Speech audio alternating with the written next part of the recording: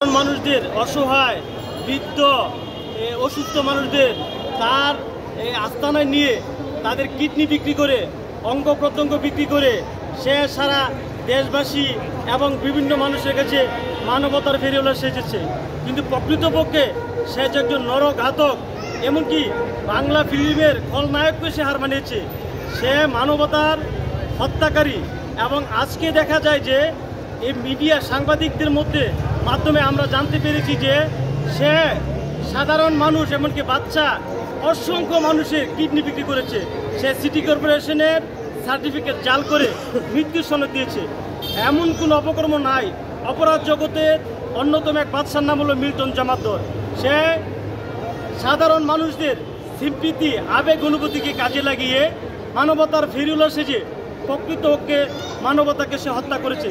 সে সাধারণ বধির অসুস্থ মানুষদেরকে তার চাইল্ড অ্যান্ড কেয়ারে নিয়ে এবং তাদের অঙ্গ প্রত্যঙ্গ বিক্রি করে সে কোটি কোটি টাকার মালিক, অর্থলোভী হয়েছিল তার অন্যতম উদ্দেশ্য।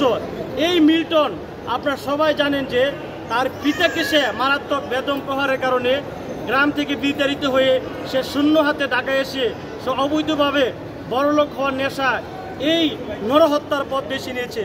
সে সাধারণ মানুষের সিম্পিতিকে কাজে লাগিয়ে রাস্তাঘাটে কোনো অসুস্থ ভবঘুরে মানুষ পেলে সে তাদেরকে তার চাইল্ড অ্যান্ড হেলথ কেয়ারে নিয়ে গিয়ে তাদেরকে লোকচক্ষুর অন্তরালে তাদের দেহ কিডনি বিক্রি করে আজকে সে এই স্বাবলম্বী, এমনকি কোটি কোটি টাকা সে হাতিয়ে নিয়েছে।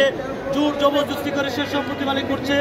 এমনকি এই এই এই মিল্টন জামাদ্দর মানুষের আবেগ অনুভূতিকে কাজে লাগিয়ে আজকে সে কোটি কোটি টাকার মালিক হয়েছে।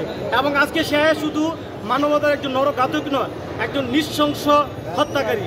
তার বিরুদ্ধে আমরা দৃষ্টান্তমূলক শাস্তি চাই, যাতে ভবিষ্যতে কোনো ধরনের মানুষ এমন অসুস্থ বিকৃতি না হয়, আর এই ধরনের অসুস্থ মেন্টালিটি কাজ না করে মানুষদেরকে, সাধারণ মানুষদেরকে বোকা বানিয়ে মানুষদের অন্তরালে মানবতার সেবক সেজে আজকে মানুষের অঙ্গ প্রত্যঙ্গ বিক্রি করে মানুষ অসহায় মানুষদের অঙ্গ প্রত্যঙ্গ বিক্রি করে আজকে সে শত শত কোটি টাকা মালিক।